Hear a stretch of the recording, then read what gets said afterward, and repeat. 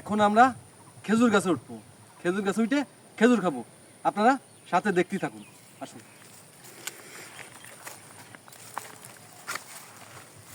দেশি খেজুরি অনেক একটা মজা খাইতে, তাও আবার গাছতে পারি।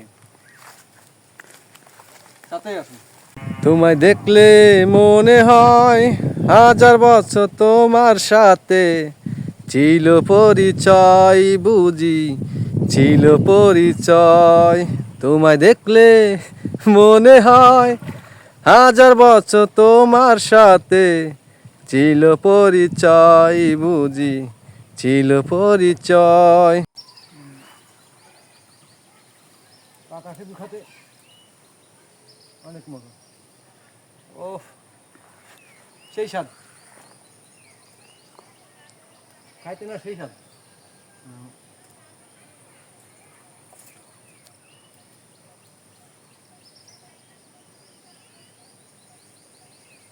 খেজুর দেখা যাচ্ছে অনেক দূরে, কিন্তু ভয় হলো কাটা ফোটে না, সেই ভয়।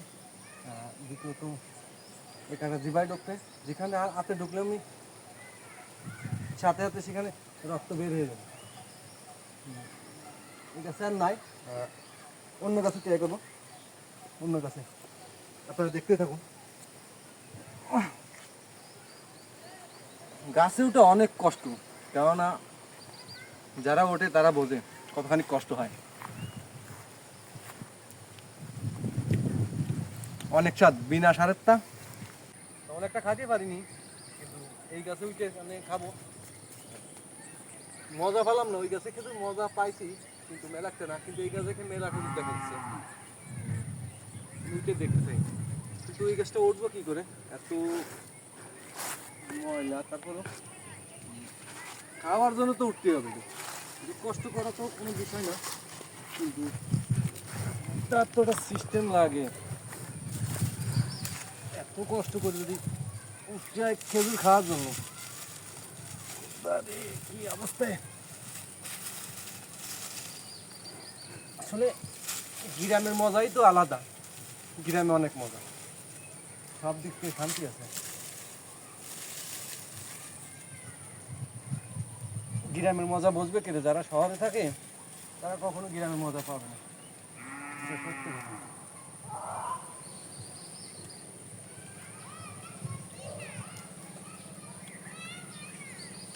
অনেক স্বাদ। অবশ্যই আমার কষ্ট একটু দাঁড়াইতে, এটা কোনো ব্যাপার না।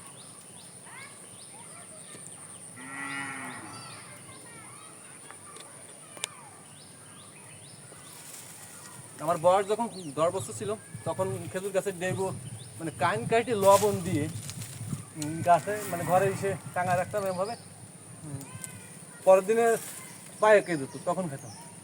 কিন্তু সেই দিনটা তো আর আনে আসবে না। একটু মজা নিচ্ছি।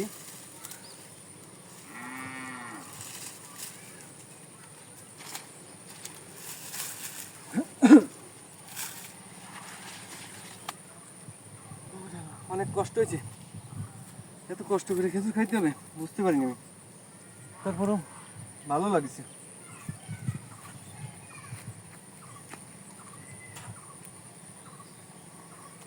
দারুণ, অনেক স্বাদ।